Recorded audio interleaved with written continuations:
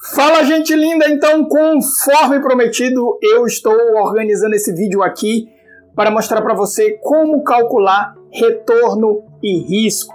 Então, nós vamos discutir um pouquinho sobre como fazer esse cálculo usando o Excel de uma forma simples para que você possa, se você não tiver aí um auxílio de um software ou de um aplicativo, você possa fazer esse cálculo sem erro usando uma planilha.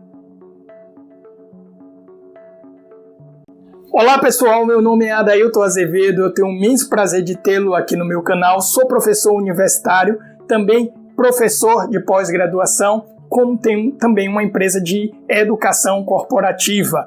Muitos alunos chegam para mim e me perguntam, professor, eu estou para me formar, eu estou me formando, o que você me indica de pós-graduação? Pessoal, a HSM University reúne os maiores especialistas do mundo e também os maiores empreendedores do mundo, fornecendo ali diversos conteúdos que são estruturados por professores e apresentado para você em uma pós-graduação 100% online de 12 meses ou de 6 meses, dependendo aí da sua disponibilidade. Então, não tem erro, recomendo a HSM University. Se você não conhece, link aqui embaixo. Sou afiliado da HSM University e também tem um cupom que pode te fornecer até 15% de desconto. É isso aí. Então, se você não conhece os cursos de pós-graduação da HSM, procura lá, se informa que você não vai se arrepender. Então vamos lá, pessoal, de forma rápida, direta, clara, como é que nós podemos calcular o retorno de um fluxo de investimento ou de cotações, por exemplo, de uma ação de investimento. Esse é o exemplo que eu trouxe para vocês, eu estou com ele aqui. Eu carreguei esse exemplo, tá, de um ativo, né? No caso eu estou pegando a Petri 4. E o primeiro ponto que nós queremos é o retorno, a expectativa de retorno desse ativo, tá? Então, um pouquinho de teoria. Imagine que você tem aqui dois eixos e você tem diversas observações de pontos, tá? No caso aqui, eu estou colocando a cotação em real, tá? E aqui eu estou colocando a data, o tempo, tá? Estou colocando o tempo. Então, nós temos várias cotações aqui, ó, da Petri 4 no decorrer do tempo, tá? Vários fechamentos que tem ali no decorrer do tempo. Então, a expectativa de retorno vai buscar estabelecer o quê? Estabelecer uma linha que seria, por assim dizer, a média. Então, como é que você vai fazer isso? Você vai exatamente calcular a média, tá certo? Mas a média do quê? Você tem que antes entender qual foi a variação percentual. E para você achar a variação percentual aqui, ó, se achar a variação percentual, você tem que pegar a cotação final menos a cotação inicial dividido pela cotação inicial. Então é justamente o que eu vou fazer aqui, tá certo? Eu vou começar a partir dessa segunda cotação aqui. Eu vou colocar, porque eu não tenho nada anterior ao dia 23/6/2005. Então, vou pegar, ó, essa cotação aqui. Vou pegar final menos inicial. Tudo isso daqui dividido pela inicial. Ok? Então, vou só organizar aqui a minha função para ficar certinho, para o cálculo ocorrer de forma correta e pronto. Aqui eu achei a minha variação percentual considerando o dia 23, do dia 23 para o dia 24. Então eu tive aqui, ó, uma valorização de 1,9%, né? Então o retorno, como eu falei para vocês, não é nada mais nada menos do que uma média. Então vou encontrar aqui, ó, uma linha que esteja bem no meio aí dessa nuvem de pontos que são as cotações da Petri 4. Então agora o que é que eu vou fazer? Eu vou simplesmente chegar e dizer que esse indivíduo aqui é a média. Vou colocar aqui uma função média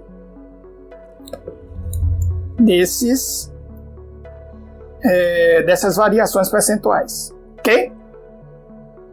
E pronto. Aqui eu tenho o retorno esperado da Petrobras, considerando a cotação que ela tem apresentado aí nos últimos anos, tá certo? Então eu vou colocar isso daqui em percentual, que vai ser importante para a gente comparar com a nossa taxa referencial. Então eu tenho aí uma expectativa de retorno de 0,11% por dia, tá certo? No caso agora, o que é que nós vamos estabelecer? Nós vamos estabelecer o desvio padrão. O que é o desvio padrão? Eu tenho um retorno esperado, tá? E eu tenho horas uma cotação para cima, horas uma cotação para baixo, hora cotação aqui, hora aqui, hora aqui, hora aqui, hora aqui, hora aqui. Então eu quero medir justamente essas variações, né? Essas variações que esses pontos têm em relação a essa média. Então eu quero medir o quanto que esses pontos eles estão variando para cima, variando para cima, variando para baixo. Por que é importante isso? Como nós falamos, o risco ele é fundamental para você entender os cenários. Então a minha expectativa é essa: no pior cenário isso, no melhor cenário aquilo. Então eu consigo medir a discrepância do resultado observado frente à expectativa de retorno ou a expectativa do resultado ali esperado. Então nós vamos pegar de forma objetiva aqui a função desvio padrão, né, que é o desvio médio, tá? Vamos pegar essa função aqui, ó, e nós vamos mais uma vez estabelecer as variações percentuais para que ele calcule o desvio padrão dessas variações percentuais. E aí está feito. Nós temos aqui, ó, um desvio padrão de 0,022. Então eu tenho uma expectativa de retorno de 0,11, um desvio que pode ser de 2 pontos percentuais para cima, 2 pontos percentuais para baixo, considerando as variações médias da cotação desse ativo aqui. Então essas são as duas principais medidas que nós temos, uma que mede retorno e outra que vai medir risco, que é justamente o desvio padrão. Mas eu quero trazer aqui para vocês uma outra medida chamada semivariância, que essa daí sim, ela é muito importante porque você estabelece uma diferença entre o desvio acima e abaixo. Eu vou explicar isso aqui agora na tela para vocês. Vamos imaginar que eu tenho uma expectativa de retorno que é representado por essa linha. Isso daqui é meu retorno, tá? Isso daqui é meu retorno. É um retorno, uma expectativa de retorno em relação ao investimento. Vamos pensar que no retorno 1, aqui, ó, desse retorno 1, eu tive um retorno acima do esperado, um período abaixo do esperado e outro período acima do esperado. E vamos imaginar que num outro ativo que eu também investi, eu tive o contrário. Eu tive um retorno abaixo do esperado, tá? Um período acima do esperado e um período abaixo do esperado. Nesse caso, se nós observarmos os dois investimentos que eu fiz, né? O verde aqui que eu vou chamar de investimento B, enquanto que o vermelho é o investimento A, nós vamos ver que o investimento A teve uma performance melhor do que o investimento B, correto? Mas se eu fizer o cálculo do desvio padrão, ele vai dar exatamente igual, considerando que aqui eu tenho exatamente a mesma discrepância entre A e B, só que quando um está valorizando, o outro está desvalorizando, ou quando um está acima do esperado, o outro está abaixo do esperado, e quando um está abaixo do esperado, o outro está acima do esperado. Nesse caso, o desvio padrão, ele vai estabelecer o mesmo valor para A e B. Então, como é que eu vou fazer isso? Como é que eu vou diferenciar essa discrepância? Porque a discrepância de A, numericamente pelo desvio padrão, é igual a de B. Só que, na prática, ela não é a mesma coisa, considerando que A tem mais expectativas de ter um retorno positivo em relação às expectativas do retorno de B. Então, a forma de fazer isso é você calcular a semivariância, que você vai exatamente estabelecer o seguinte: se o seu interesse é ter o retorno positivo, você vai anular o retorno positivo. Então, vou anular aqui o retorno positivo, vou anular o retorno positivo, vou anular o retorno positivo.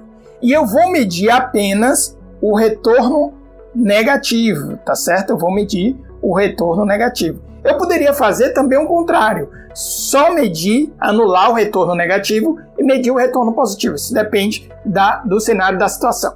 Como o nosso exemplo aqui está se falando de retornos de ações, então nesse caso eu vou desconsiderar toda variação ou discrepância acima da expectativa de retorno acima da expectativa de retorno, ou seja, positiva.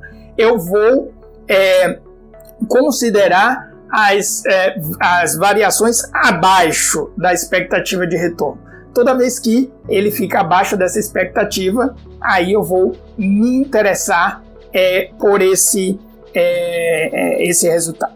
Agora, como é que eu vou fazer isso? Primeira coisa, eu tenho que criar uma nova coluna. Essa coluna, ela vai funcionar para quê?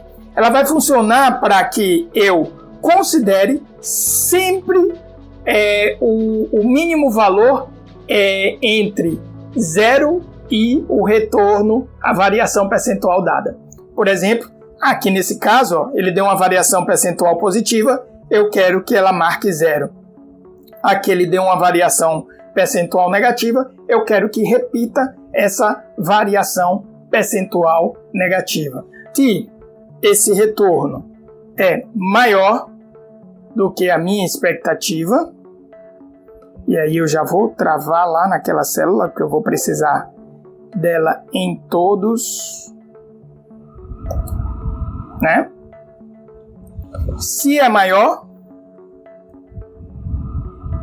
0. Se falso, o retorno vai ser esse retorno aqui. Ali ele já zerou, porque esse retorno está mais alto do que a expectativa média que nós calculamos lá, considerando os dados históricos. Então, nesse dia aqui, o desempenho foi mais alto do que a nossa expectativa. Então, aí ele já zera.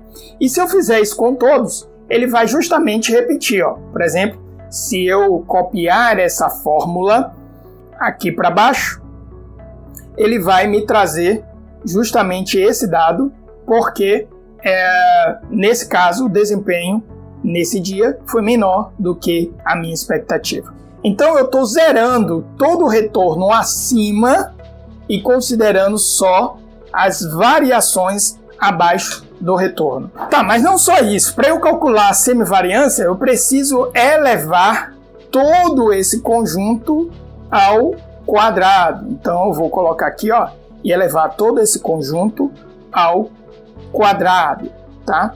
Vou elevar ele ao quadrado. E eu montei a coluna que vai me servir de base para calcular a semivariância, ok? Então, deixa eu pegar aqui.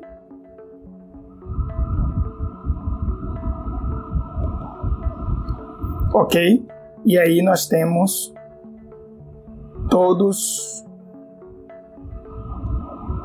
calculado. Tá vendo que toda vez que ele tiver acima, ele vai simplesmente zerar. Ele vai simplesmente zerar esse valor, tá? O que eu vou fazer aqui para achar a minha semivariância, né? Eu vou tirar a raiz quadrada da média da coluna D, tá? Eu vou tirar a raiz quadrada da média da minha coluna D. Então, o que eu vou fazer? Eu vou chegar e vou dizer, olha, eu quero que isso daqui seja a média desse cara. Ele já me deu a média lá em cima, mais a raiz quadrada disso. Então, vou elevar a 0,5, tá? Raiz quadrada de qualquer número é a mesma coisa de elevar o número a 1 dividido por 2, né? Então, 0,5. Então, eu vou pegar aqui, ó, colocar elevado a 0,5. Muito bem. Então, aqui agora eu achei a minha semivariância. Vocês estão vendo que a medida ela é diferente, tá? Ela é uma medida diferente, tá? Considerando o desvio padrão, a Petri ela apresenta um desvio de 2,26%. Só que aí ele está considerando as variações para o positivo. Quando eu considero só as variações para o negativo, ou seja, abaixo da expectativa, quando eu digo negativo, não é cotação negativa, isso não existe. Eu estou falando de abaixo da expectativa. No caso, você tem uma discrepância maior. Então, esse ativo ele está variando mais para baixo da sua expectativa do que acima da sua expectativa. E para finalizar isso daqui, só porque já está na mão, né, nós temos duas medidas de retorno e risco.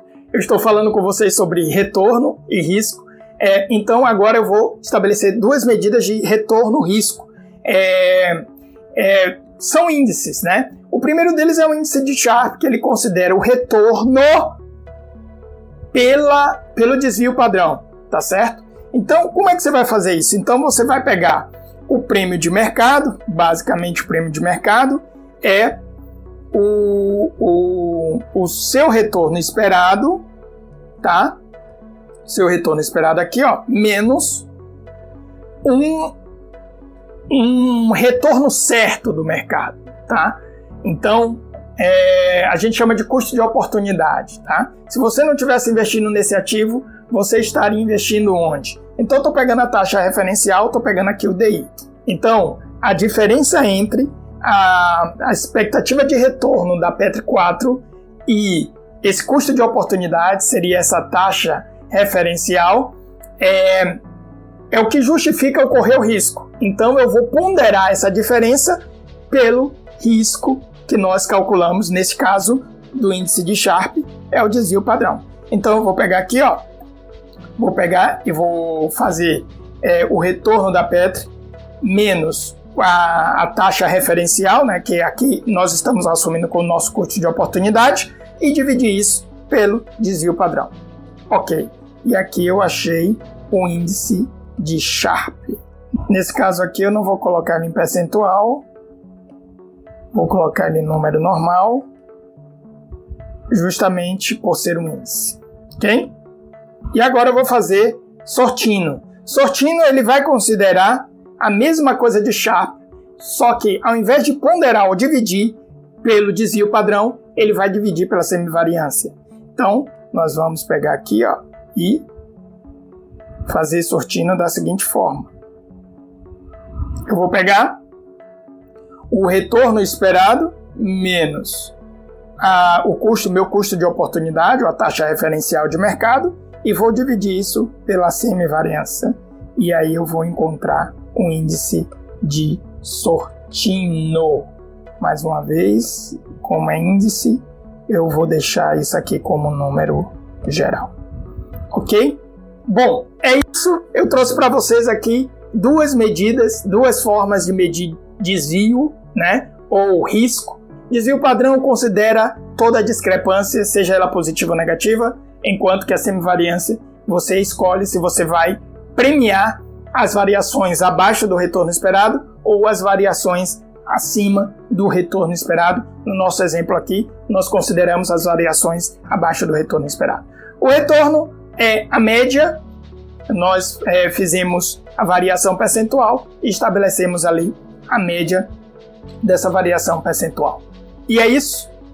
Promessa cumprida. Espero você no próximo vídeo. Eu espero que você tenha gostado desse nosso encontro. Mais uma vez, se você não conhece os cursos da HSM University, link é aqui embaixo. Se não conhece as pós-graduações da HSM University, você está perdendo tempo. Você pode ter uma pós-graduação certificada pela HSM com os melhores especialistas do mercado, os maiores empreendedores do mundo, fornecendo ali conteúdo para você. HSM University, link abaixo, com também o cupom de desconto. Grande abraço, valeu!